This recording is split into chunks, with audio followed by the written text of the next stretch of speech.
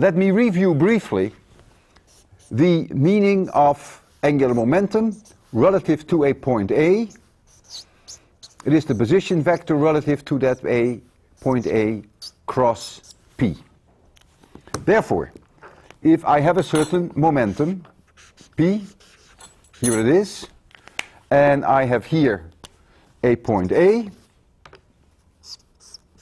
so that this is the position vector R of A, then the magnitude of the angular momentum relative to point A equals RA, that is the length of the vector, times the sine of theta.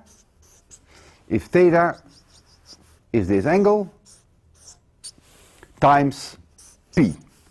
And RA sine theta is the vertical distance from point A to the line of P. This we very often call R perpendicular relative to A, which is this part.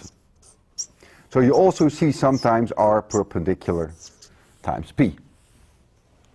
The direction of L, because L is a vector in this case, and you can figure that out for yourself by reviewing the idea of a cross product. In this case it's perpendicular of the paper into the paper, and I will indicate that with a cross. It's an arrow that goes down in the paper and you only see the back of the arrow. If I had chosen point B anywhere along this line, then L of B would be 0. Already you see L of A is not the same as L of B. Had I chosen a point C here, then the direction of the vector L, the angular momentum relative to point C, would have this direction and not this direction. Had I chosen any point D on a line through A parallel to the momentum itself, then L of D vectorially is exactly the same as L of A. L must be taken about a point.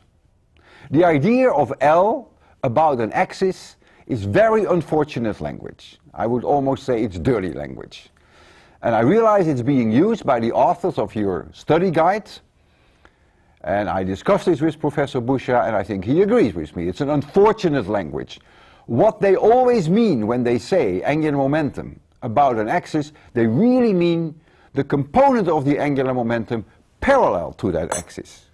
But I still think that language should be avoided at any price. If now we go to torque, torque equals R cross F.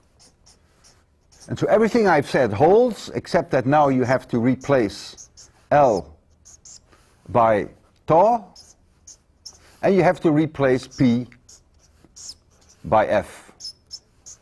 It's the same idea. Again, tau must be taken relative to a particular point. I will obnoxiously indicate that here. It must be taken relative to a particular point.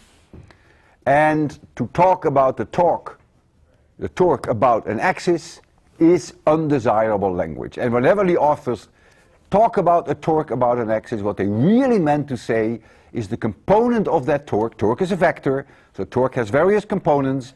It is the component of that vector parallel to the axis of rotation. That's what they really meant. Tau, which is a vector, is always dl dt. And what this is telling you, that in the absence of any external torque, this tau equals 0. So L is not changing with time. L remains constant. The vector L remains constant. And we call that the conservation of angular momentum.